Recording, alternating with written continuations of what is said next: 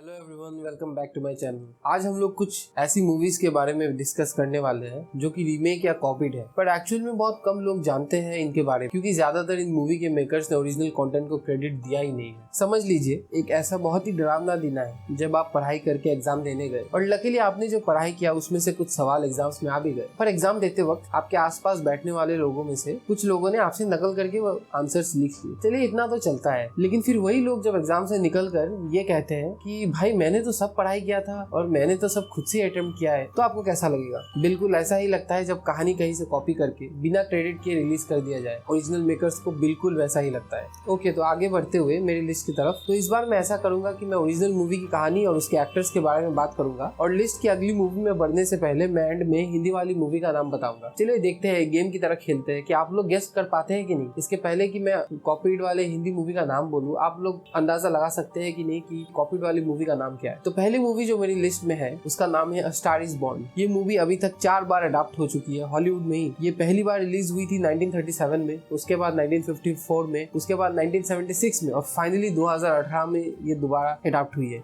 इसकी कहानी कुछ ऐसी है कि एक सक्सेसफुल मेल म्यूजिशियन किसी तरह एक फीमेल स्ट्रगलिंग सिंगर से मिलता है और उसके प्यार में वो पड़ जाता है। वो उसको हेल्प करता है कि वो अपनी ड्रीम्स फॉलो करे, लेकिन ऑन द अदर हैंड वो खुद अल्कोहलिज्म से लड़ाई करता रहता है हर दिन। जो 2018 में मूवी थी उसमें ब्रैडली कूपर और लेडी गागा ने एक्ट किया था। उसके गाने बहुत ही बेहतरीन है। आई थिंक आप लोगों ने अभी तक गेस कर दिया होगा कि हिंदी वाली कॉपीड मूवी कौन सी है। जी हाँ, it's none other than Aashiqui 2, the biggest blockbuster of the year. और इस मूवी ने लिटरली सिद्धार्थ और श्रद्धा की करियर बनाई है। अगली मूवी जो मेरी लिस्ट में है वो एक कोरियन मूवी है, उसका नाम है आई सी द डेविल। इसकी कहानी कुछ इस तरह है कि एक दिन एक स्ट्रेंजर एक लड़की को रास्ते पे हेल्प करने के लिए रुकता है, पर वो एक्चुअल में उसकी हेल्प करना चाहता नहीं है और कुछ ही देर में वो उसकी मर्डर कर देता है। इस बात के बारे में जब उस लड़की के हस्बैंड को पता चलता है तो वो बिल्कुल पागल हो जाता है और वो पूरी तरह से एक डिस्ट्रक्शन मोड में चला जाता है। उसको संभालना बहुत ही मुश्किल होता है और वो उस सीरियल किलर को ढूंढने में निकल पड़ता है और धीरे धीरे थोड़ी हर दिन उस सीरियल किलर को मारता है और उसे ये रियलाइज करवाता है कि उसने कितनी बड़ी गलती की। ये वाली स्टोरी लाइन आपको सुनी सुनाई तो जरूर लग रही होगी। Well, this is none other than Ek Villain starring Siddharth and Shraddha and Riteish. However, director Mohit Suri जिसने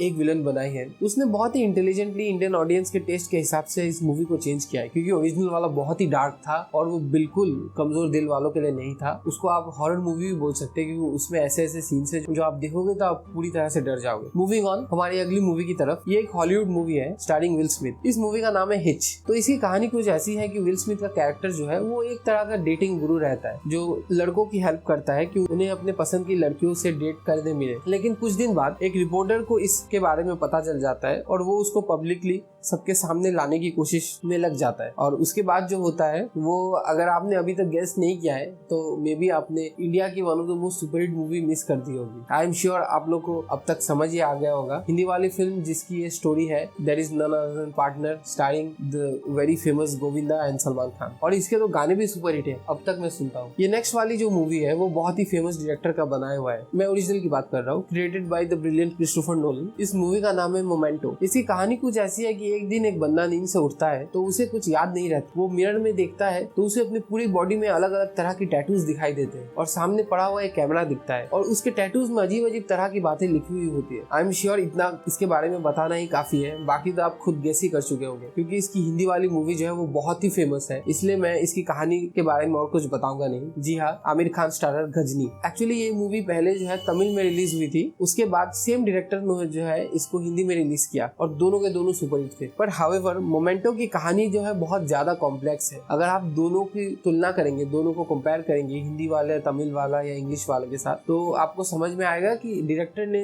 वो सेंट्रल आइडिया ही लिया है, पर बाकी कहानी जो है इंडिया के ऑडियंस के बारे में सोच के बनाया है, क्योंकि इंग्लिश वाला बहुत ही कॉम्प्लिकेटेड है, अभी तक समझना मुश्किल है कि उसके एंड में होता क्या है। ओके, द नेक्स्ट मूवी जो मेरे लिस्ट में है वो भी बहुत फेमस है। आई मीन ये बहुत बार टीवी पर या HBO या कोई इंग्लिश चैनल में देखा होगा आपने। मैं ओरिजिनल वाले की बात कर रहा हूँ। उसका नाम है Bruce almighty starring Jim Carrey. इसमें दिखाया जाता है कि जिम कैरी का कैरेक्टर एक टीवी रिपोर्टर होता है जो कि अपनी लाइफ की सारी प्रॉब्लम्स के लिए बार बार भगवान को दोष देते रहता है और उससे जवाब मांगते रहता है। तो एक दिन भगवान जो है तंग आके उससे मिलता है और कहता है कि क्यों ना तुम ही एक दिन के लिए ये दुनिया चलाओ मेरी जगह, तुम बन जाओ एक दिन का भगवान। जी हाँ, तो ये एग्जैक्ट स्टोरी हिंदी में बना गया है जिसका नाम है गॉड टू सी ग्रेट हो, स्टारिंग सलमान खान, प्रियंका चोपड़ा एंड सोहेल खान। इसका एक गाना मुझे आज तक याद है, अक्सा बीच। नेक्स्ट वाली मूवी जो है वो 1997 में रिलीज हुई थी, named primal fear, starring Edward Norton and Richard gear. इसकी कहानी कुछ ऐसी है कि एक दिन एक मर्डर सीन के पास एक लड़के को पकड़ते हैं कुछ पुलिस ऑफिसर्स और उस पर मर्डर का चार्ज लगाते हैं, पर आगे जाके एक लॉयर इस केस को लेता है और उसे पता चलता है कि वो मेंटली डिस्टर्ब्ड है। तो कॉपीड वाली हिंदी मूवी का नाम है दीवानगी, स्टारिंग अजय देवगन और अक्षय खन्ना और उर्मिला। तो हिंदी वाले मूवी में ये पूरी कहानी बस इंटरवल तक दिखाई जाती है और उसके बाद जो है कहानी बदल दी जाती है। डायरेक्टर ने बहुत ही